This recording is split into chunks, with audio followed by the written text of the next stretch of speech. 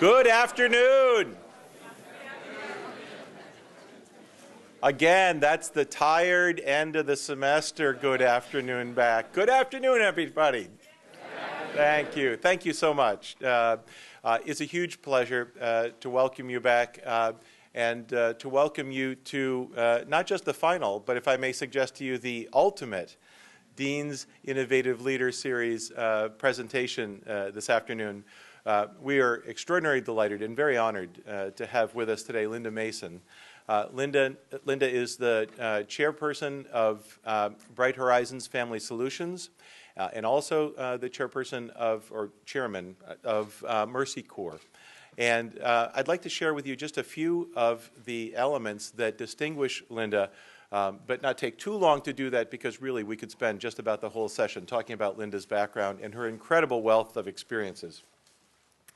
I should also mention this session today is also part of Sloan's Sustainability Lecture Series, and rightfully so. Linda has followed her passion since graduating from the Yale School of Management in 1980.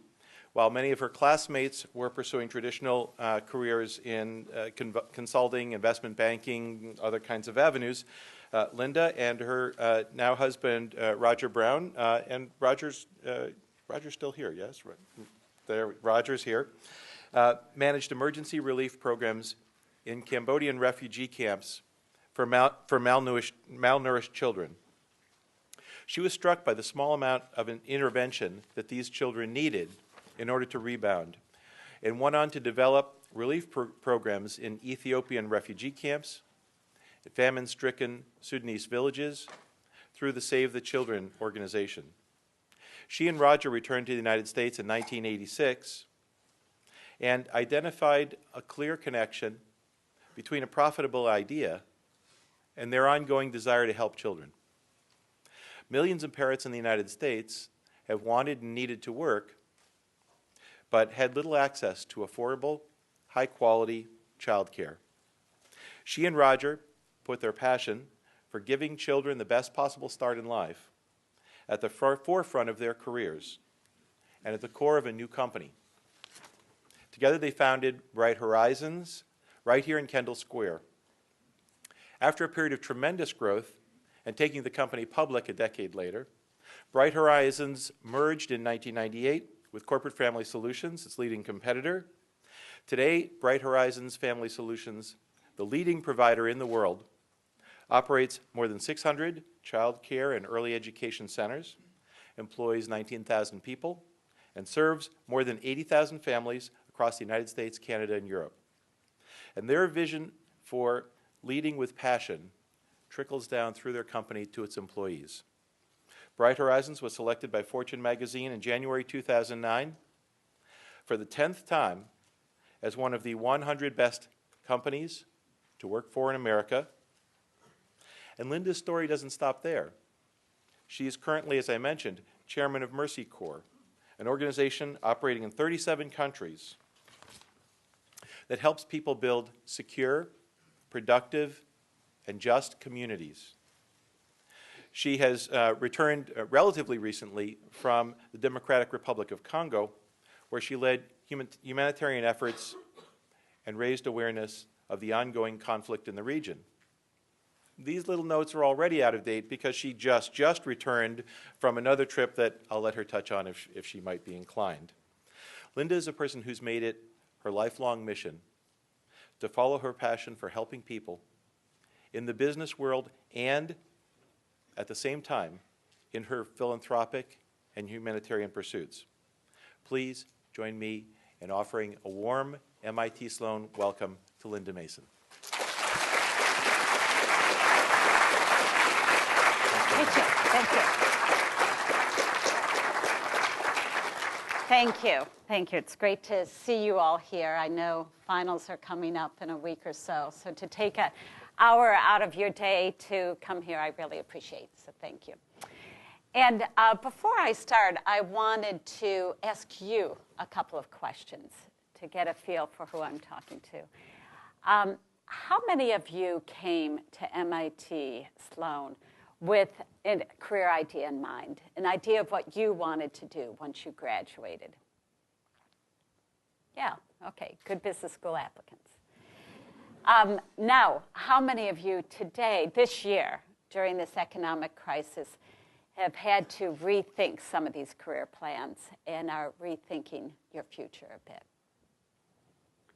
Yeah. Okay.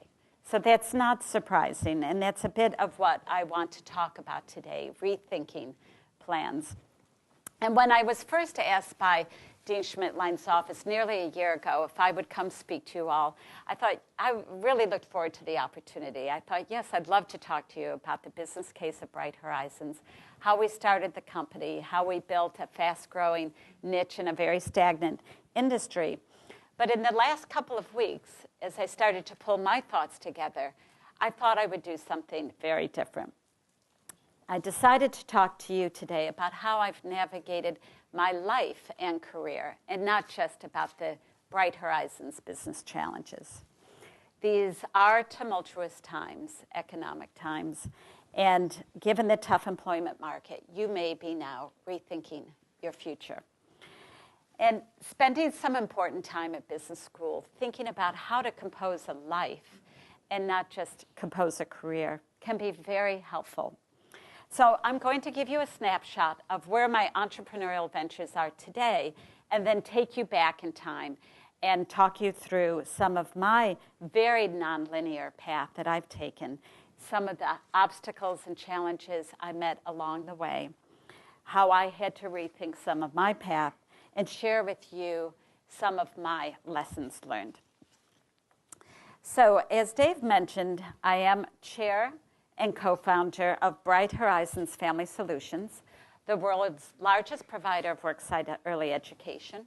We're a $1.3 billion company operating over 650 childcare centers across the US and in Europe and Canada.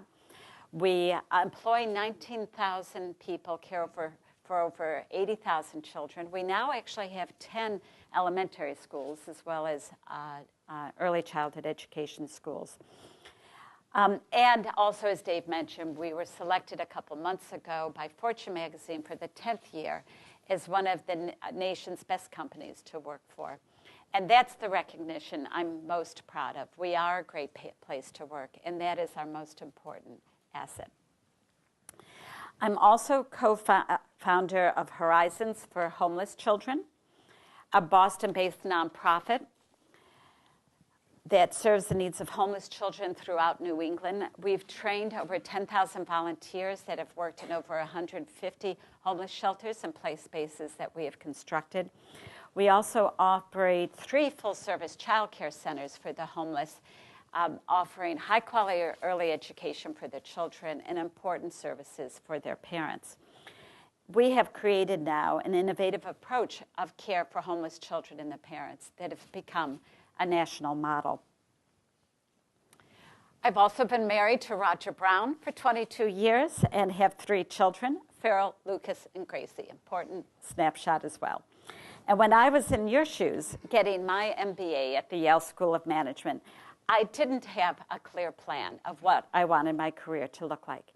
In my last year, I accepted a job with Booz Allen and Hamilton in their international management consulting group, but I took a significant detour before I got there. This was 1979-80, the year that the Vietnamese invaded Cambodia, ousted the Khmer Rouge, and hundreds of thousands of refugees fled to the border of Thailand, creating an enormous humanitarian crisis. I and 2 other classmates decided that we wanted to work in the refugee camps, and we also proposed to Yale that we write some case studies on the management of the relief crisis there.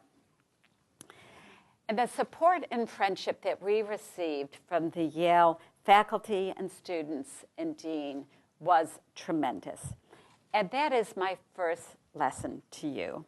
Invest in your community here. Get to know your classmates and professors. The people here will be important to you throughout your life for friendship, support, ideas, collaboration. And in fact, Cindy Link here at Sloan was one of my best friends at Yale.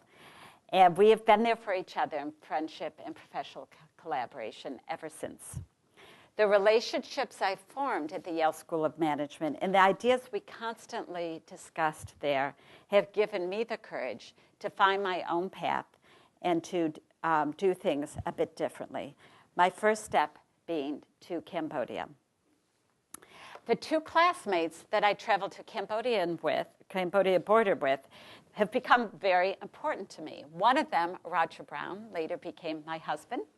And the other, Neil Kenny Geyer, is CEO of Mercy Corps, the organization that I now chair. We spent a year in the border camps running different aspects of the relief operation there. And Roger and I ultimately expanded our research into a book entitled Rice, Rivalry, and Politics, Managing Cambodian Relief. And publishing that book and then later teaching a course on humanitarian relief at Yale helped us keep one foot in the field while we went on to other things. When we returned from Cambodia, I went to work for Booz Allen and Hamilton, and then later to a small consulting firm here in Cambridge. Roger went to work for Bain & Company, and we each spent 3 years working in management consulting, which proved to be a valuable experience. You do learn a great deal at business school, but I found that you really start to understand business challenges and decisions once you're out in the work world. And management consulting was a good way to dig into a broad array of business issues. But after 3 years, Roger and I started to wonder if this was the path we wanted to take in our lives. And when I look back over my life, I find that there were certain watershed experiences, a fork in the road. And I find that if you pause during these experiences and look inside your heart, you'll really know the path that you would like to take. And one of these watershed moments for us was New Year's Eve, 1984. We were at a party of a fellow Yale classmate, Rick Floyd, and right before midnight, he said, let's all reflect on what this past year has been, what we're most proud of, what we've accomplished. And as Roger and I sat there reflecting, we actually got a little depressed. As we thought about, we had made a lot of money, we built up a lot of frequent flyer miles, we wrote a lot of reports, but we wondered, did we really have an impact on anyone's life? And as we sat there pondering it, we were probably a little downer for the party. We really started to wonder. And that was the time where there was this band, the Talking Heads, that was very popular. Do any of you remember the Talking Heads? Dave does, but I guess everyone else is much younger. Yeah, a couple of us do. Well, there was this song that went, you may find yourself in a wonderful house with a beautiful wife, and you may ask yourself, how did I get there? Well, that song really resonated with us. And we left that night vowing to make a change within the next year. We weren't sure what yet, but just making that commitment opened our eyes to other directions and possibilities. And the next opportunity came much more quickly than we expected. In a couple of weeks, we got a call from David Geyer, president of Save the Children Federation. We knew him through our past work in writing and through our classmate, Neil Kenny Geyer, who is now working at Save the Children. This was the mid-'80s of the African famine.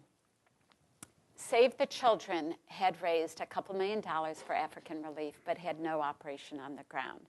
And David Geyer was looking for a team of people who could set up an ambitious program there.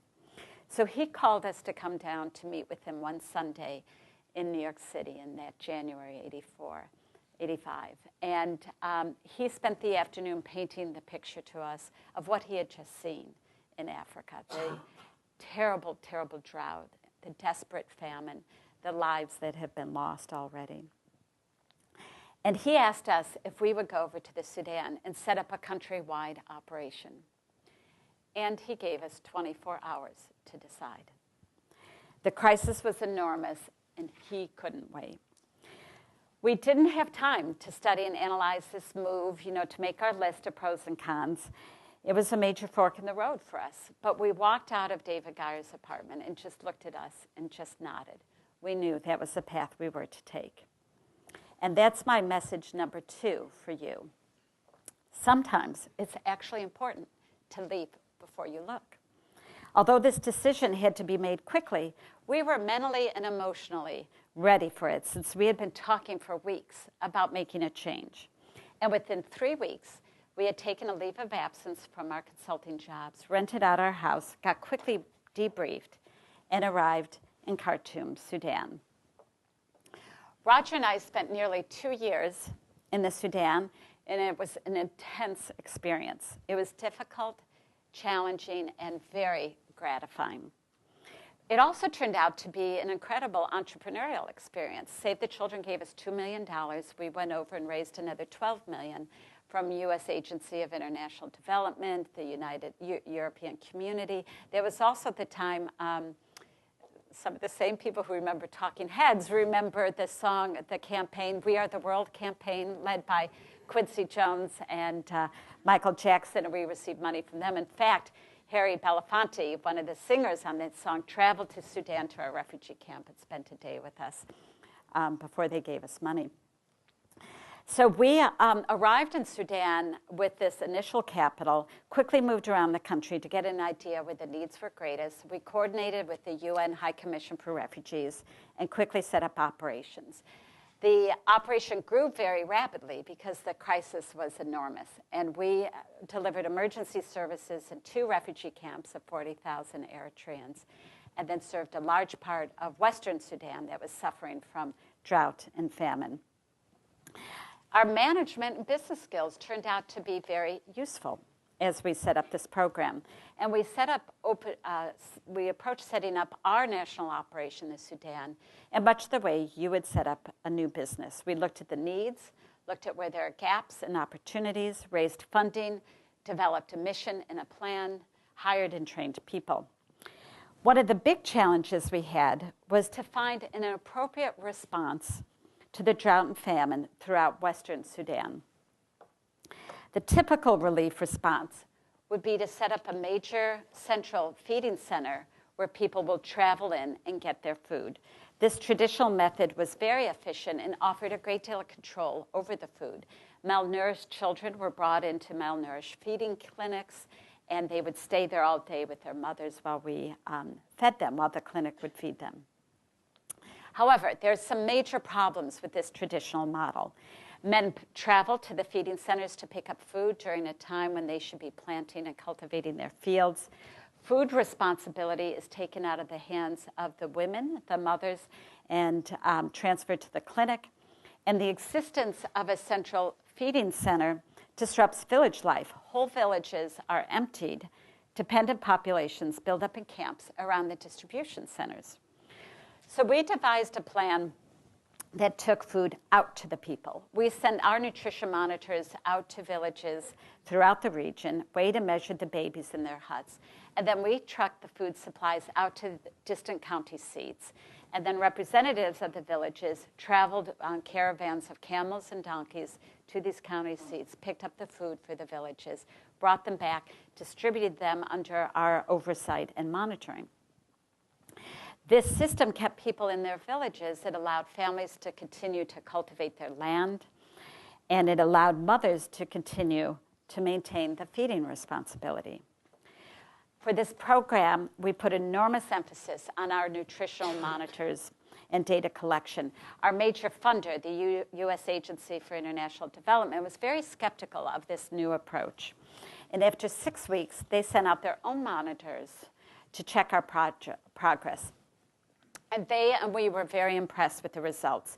Our program, our system, was a significant improvement over the traditional model, and malnutrition in our area had dropped from 25% to 9%, more than twice the success of a traditional feeding center. USAID then transitioned the aid in other provinces with other agencies to this system. This is my message, number 3, to you. Use the skills you are learning here to question assumptions and standard ways of operating. Your education here prepares you well to find new and hopefully better ways of doing things. And although this experience in the Sudan seemed at first as a crazy, risky thing for us to do, it actually directly helped us and our next step in life, coming up with a new idea for a company and convincing investors to believe in us. Roger and I had agreed to stay in the Sudan until the first good harvest, and we returned back to Cambridge in 1986. We had a little house in Cambridgeport, not far from here. And we weren't at all sure what we were going to do next. Our work in the Sudan was 24/7. We really didn't have the opportunity and time to think of our next steps. And so we came back. Weren't sure what we were going to do. It was June in Cambridge. We had just spent 2 years in the Sudan. We're a desert country. Everything was in shades of beige and brown and gray. And you know, June here in Cambridge is lush and beautiful. And we spent the first couple of weeks back wandering along the Charles River with a pad of paper and pen in hand, just thinking about, okay, what do we do next? And during those initial conversations, we came to 3 conclusions. The first was that we wanted to continue to work together, that we found that we had very different but complementary skills, and we loved the opportunity of building an enterprise together. Secondly, we wanted to start an organization of our own. We loved that aspect of our work in the Sudan, the chance to take an idea and build an organization, a mission, and culture around it. And third, we decided we wanted to find an idea that we felt could make a societal difference. Most of our work overseas had been with young children, since they're the most affected by drought, famine, and war. And we had seen what a difference you can make if you intervene in the first 5 years of life.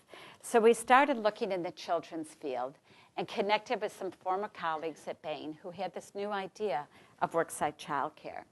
This was 1986. That was the time when you couldn't help but open a newspaper and read about the shortage of quality care. In fact, we realized we were witnessing one of the most important sociological revolutions of our time, and that's the entrance of mothers of young children into the work market. So in 1986, 63% of all mothers with children under 5 were working full-time, compared to 17% 20 years earlier. So there was a huge influx of mothers needing childcare. And as we did our market research, we found these 2 pieces of data that convinced us that we had a good idea.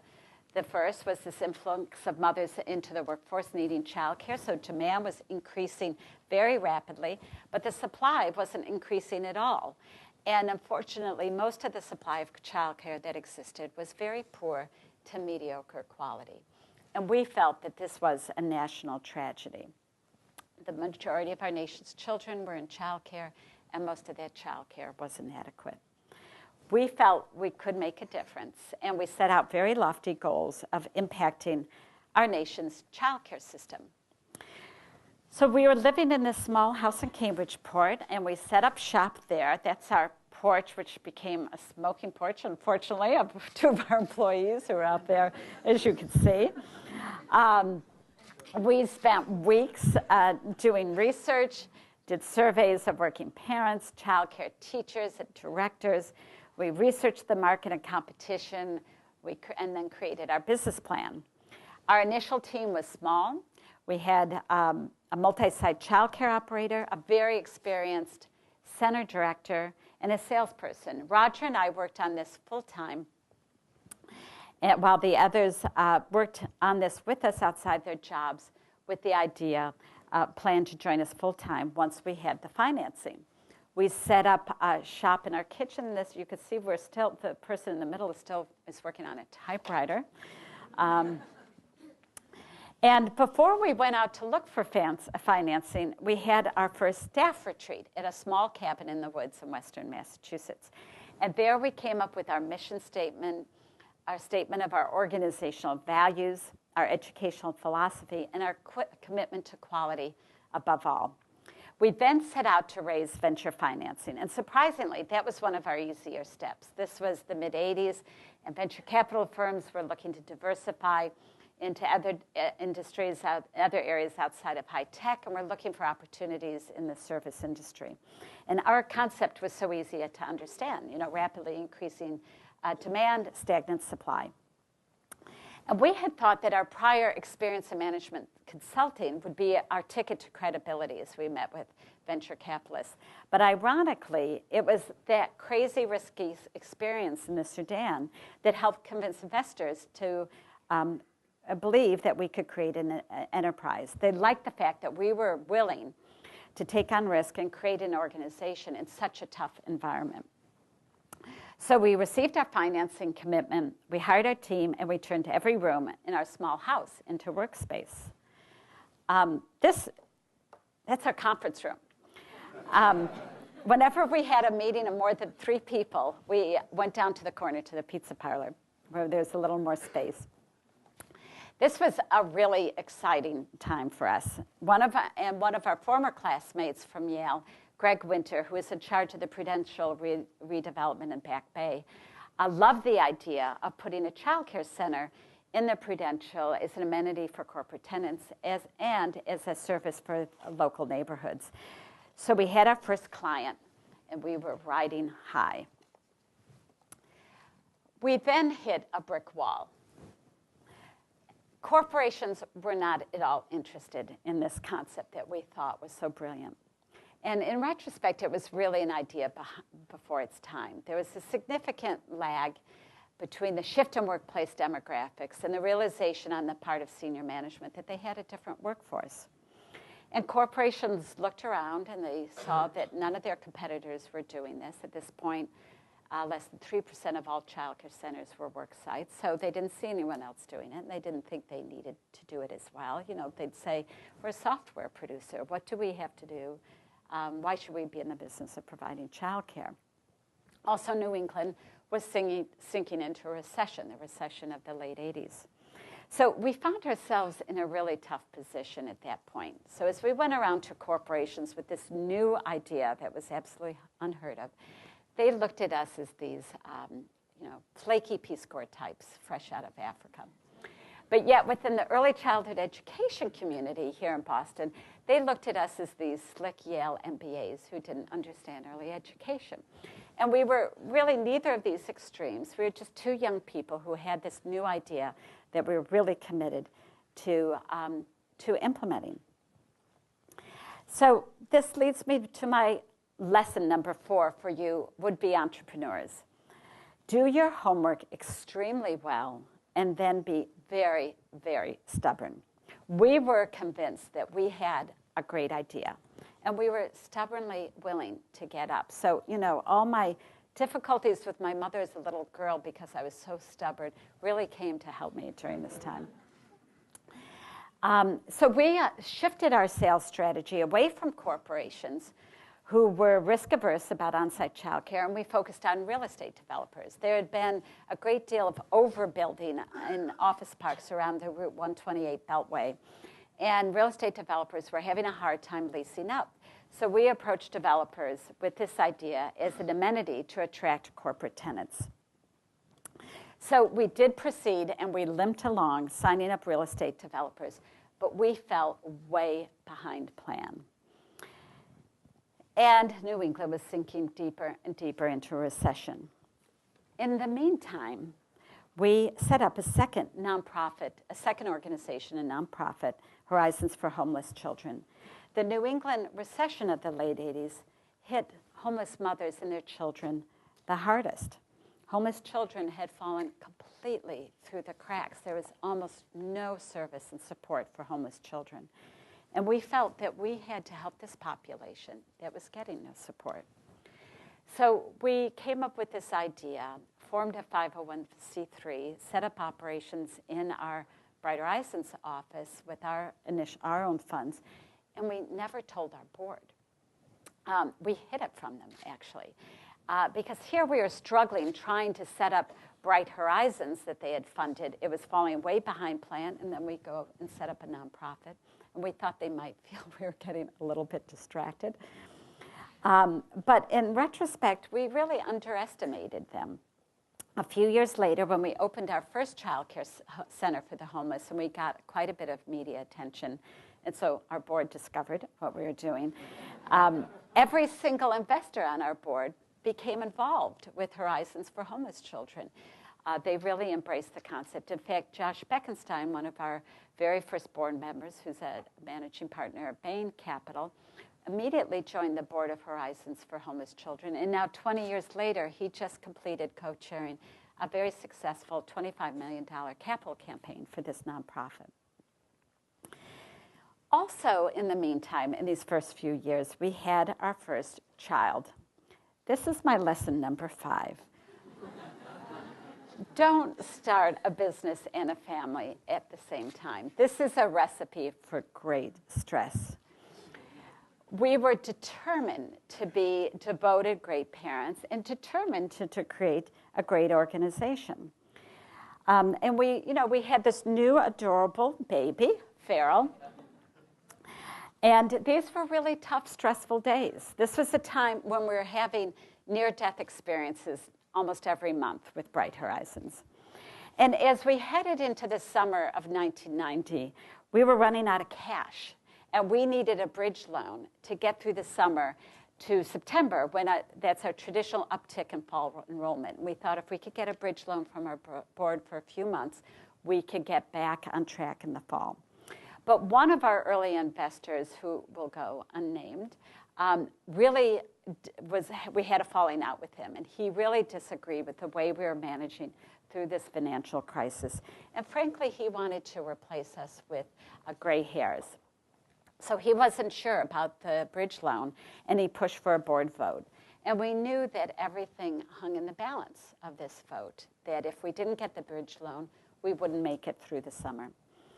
So this was a really stressful time. We had this adorable baby at home. We had all this stress at work. So we would create these rules, such as we couldn't talk about work at home because we didn't want to bring the stress into the home. So Roger and I would come home at the end of a very tough day with Farrell. She was in our child care center at our office, which was in Kendall Square at the time. And we'd sit down on the living room floor with Farrell, and we'd be silent.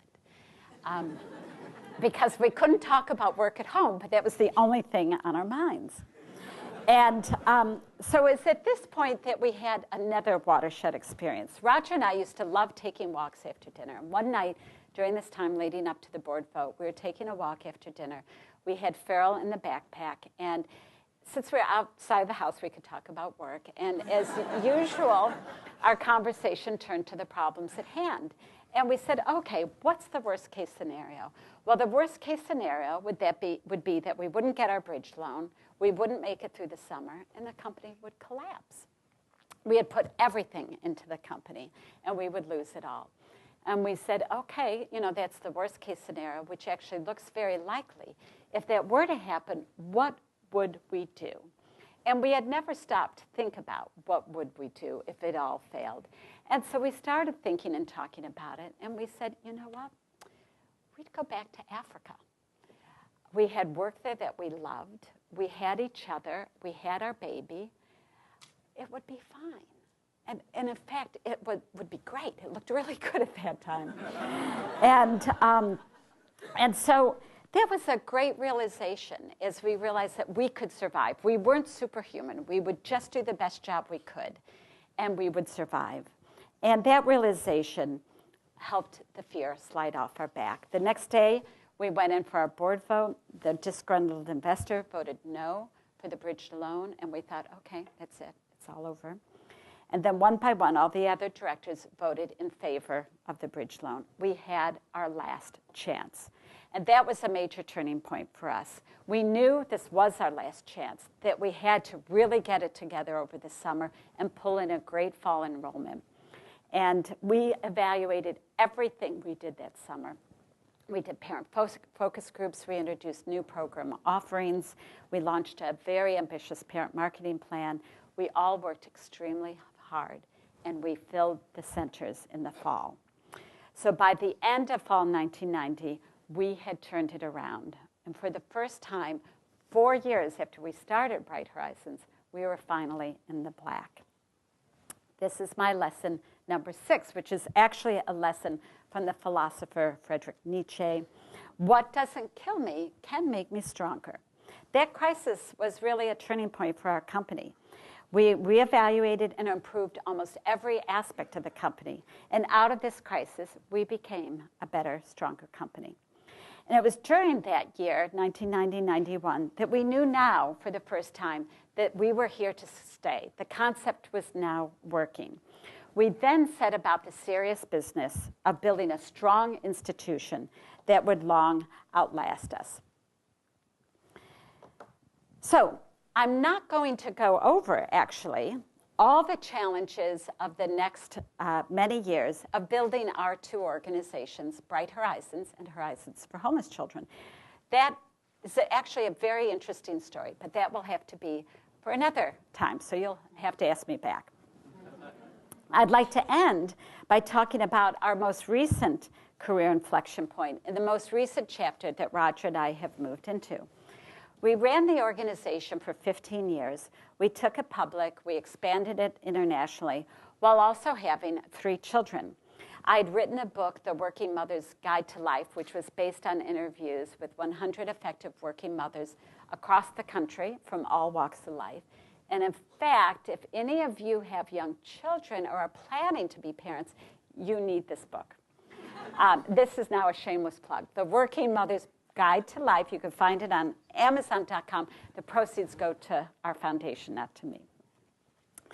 Roger and I then stepped back in 2000, 2001 to contemplate our next chapter. We loved Bright Horizons, and we could easily see this being our life's work, but we also had many other interests and passions, and we're eager to try some new directions. We also felt it would be healthy for the organization to have new leadership that could bring some new energy and new directions. We always managed the organization in a very collaborative way with our senior management team, and there were people who were ready to step up. In particular, we had 2 senior executives who we felt would be tremendous next leaders of Bright Horizons. Dave Lissy, who ran our sales and marketing, and Marianne Tosio, who's our chief operating officer. So we shared with them our plan to transition the leadership to them. And then we spent nearly 3 years managing that transition. Every 6 weeks, the 4 of us would go off-site with an organizational consultant to plan this transition and move us along. Because, you know, it's often a very vulnerable moment in a history of a founder-led company when the founders transition to new management. And much of what Bright Horizons was revolved, frankly, around Roger and me, who we were, how we led. We are very visible leaders of the organization.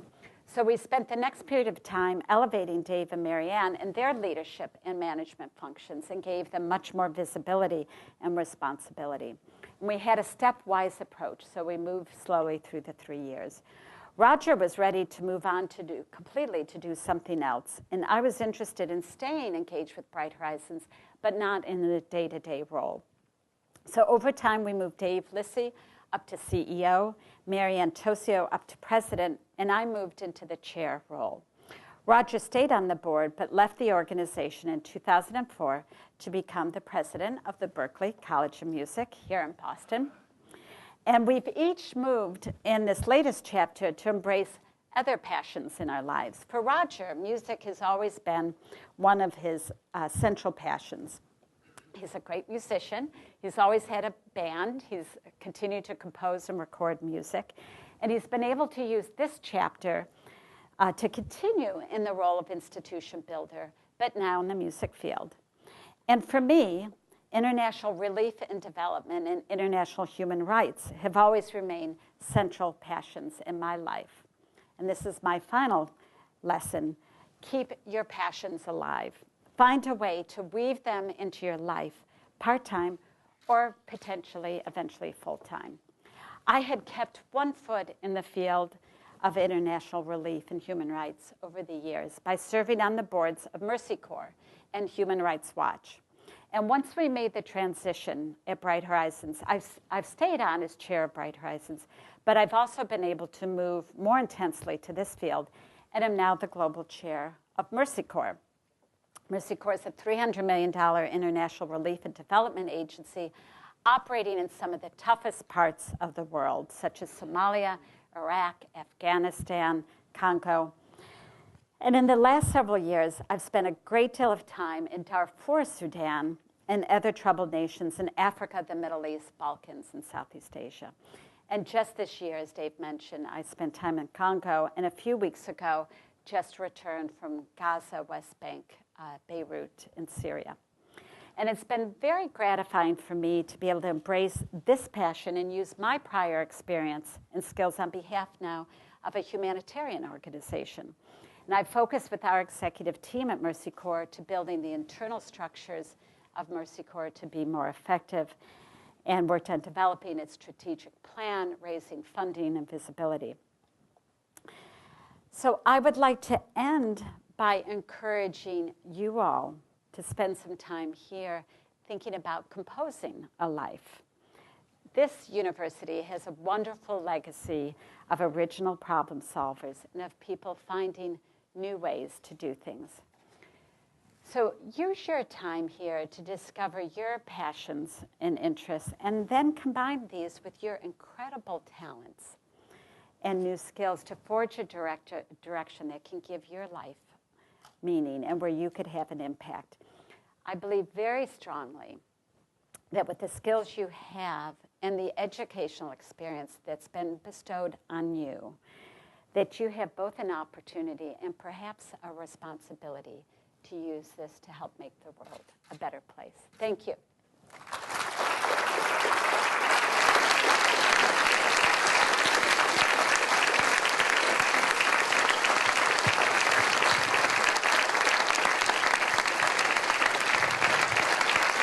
Thank you. Thank you. I think we have time for a couple of questions. And I've been asked to ask you to please speak into the microphone because this is being taped. Thank you.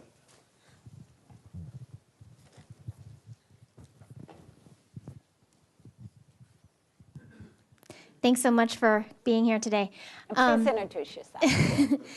My question is, it sounds like some things haven't changed with childcare and that it's still very expensive, a lot of low quality, a lot of people have 2-year wait lists and this kind of thing. And so I've been wondering, as friends have struggled with finding good available, high quality childcare, why is there still a problem with supply? Is it that there are barriers to entry that aren't very obvious? Is it just the type of not very glamorous industry that MBAs and people with capital don't want to go into? Or I just wondered about your thoughts on that. Yeah, and who are you? My name's Erica, first year MBA. Okay, great. Thanks, Erica. Yeah, childcare is still a major challenge in the U.S. And here in the U.S., like in many other fields such as healthcare, if you have the resources, you could find the best there is. But without that, it's very difficult. And that's, for childcare, it's mainly because the unit economics don't work. The barriers of entry are very low, but the economics don't work. And in fact, because you have, for high quality, you need intensive ratios. You need teachers who are well qualified and well compensated. But then that makes very, very expensive care that parents may or may not, most likely cannot afford. And so that's why you have in most industrialized countries, child care is is offered by the state and subsidized by the state, just as K through 12 education is. But here we don't have that for a myriad of reasons. And so there's still very inadequate supply of child care because you need a third-party subsidizer in order to make it work. Otherwise, tuitions are too expensive or salaries are too low. So you need a third-party subsidizer. It really should be the state, the national government. It should be a universal benefit offered to everyone. But without that, then it becomes the high quality is available either for those who can afford it, who are wealthy, or if they happen to work for an organization that has a subsidized on-site child care center. So with Bright Horizons Centers, for instance, we strongly encourage, and most of our clients do this, have a sliding fee scale so that executives pay full fare, but entry-level folks pay very little. So, advocacy is a central part of what we do at Bright Horizons because we feel, yes, we are offering very high-quality childcare, but that's to 80,000 families. And so a strong part of what we do is advocate at the state and national level for more resources for early childhood education. Now, the new Secretary of Education, Arne Duncan, and President Obama are firm believers in the value of early childhood education. And in fact, Secretary Duncan is pulling together a presidential commission, the Early Learning Council, that will really focus on this, and I've been asked to serve on that National Council. However, in the current budget, the monies are still much too low. So I encourage any and all of you, children don't have a natural lobbying group, so we really don't have a strong lobbying group at the national level, and we need to really advocate. What is more important, really, than getting a child launched in the best way in life? And there are fantastic economic studies done that show that if you invest in those early 5 years, then you reap great benefits and savings to the state in later years. And with the advent of tremendous new research on early brain development, we now know that the brain pathways get set those early years, and they can evolve and adapt, but really they're set those first few years of life. So there's no more critically important job than really the care and development and nurturance of young children. So thank you for that question. Anyone else? And please introduce yourself. Is that on? Hi, my name is Chester Liu. I'm graduating MBA. My question for you is, you obviously have a very strong passion for helping people. And I was wondering, is that you must have had some formative experiences before your MBA, whether spiritual or otherwise, about helping people. Could you give us a few of those very powerful moments that you've had? Yeah, thank you, Chester. That's a great question. Well, I think a part of it is probably family influences. I grew up in a little farming village of about 2,300 people in rural central New York State in the Finger Lakes area. And my parents are very idealistic people. My father is a retired physician, and he worked in this part of upstate New York is beautiful, but very depressed economically. And he chose to serve a very economically depressed area. And every few years, he would take off from his practice and go to the developing world and volunteer for a few months. And I never went with him, but it had a big impact on me. And I actually started out in life in a very different direction. So I was also a very serious classical pianist growing up and studied piano very seriously all through growing up and through college. And then after college, went to Paris and studied piano in the conservatory there and thought I would be a classical pianist. But after a couple of years doing that, I realized I really was not of the caliber to be one of the handful of classical pianists who have a really interesting concert career. And while I was in Paris, I became involved with a humanitarian organization that worked with North African refugees. And it just really grabbed me. And, why, I don't even know. I think I was receptive to it, and it just grabbed me. And I thought, this is really, and I have a great sense of adventure. I love adventure. I love travel. I love living in other cultures. And so I thought, maybe this is a path I want to take. But you know what? Relief organizations don't really need too many classical pianists. And I had no real skills to offer them at all. So I thought, well, I could become a doctor, a nurse, or an engineer. Or I thought I had some leadership and administrative skills. So I decided to go back to the States and get my MBA, and there it went from there. Part of it was just, the opportunity that presented itself at the time. When I graduated from School of Management, this huge humanitarian crisis had just broken out. And I have to say, a big part of going over to Cambodia, that first trip, was the sense of adventure. And then it really just pulled me in. I think we have time for one more question.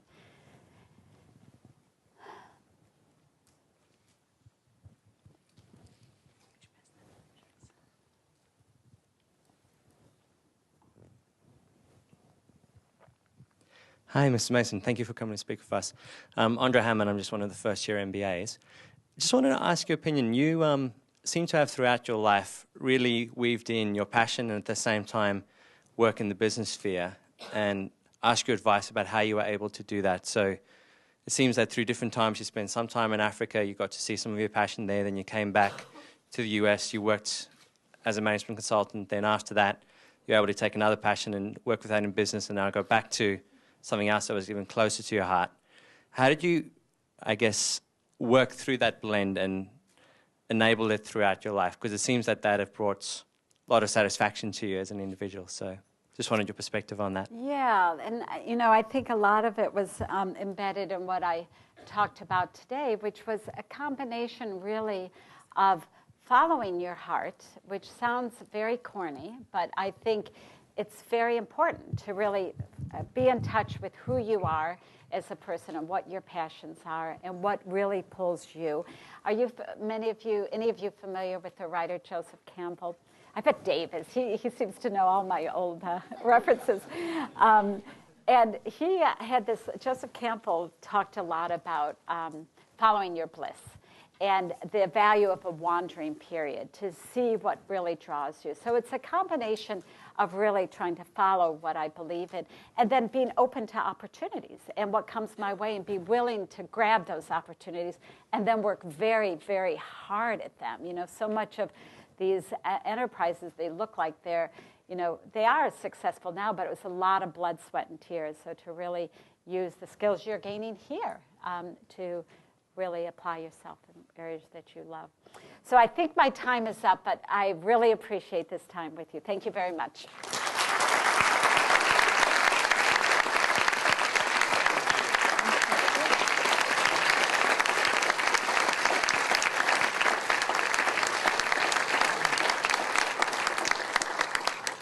On behalf of all of us, Linda, this was an amazing, tremendous description of a life and a set of passions. And we want to thank you very much, give you a very small memento of your appearance here today. And, well, not that small, actually, but we'll get it to your home. And great. thank you very much. Great. Thank you very much. Thank you.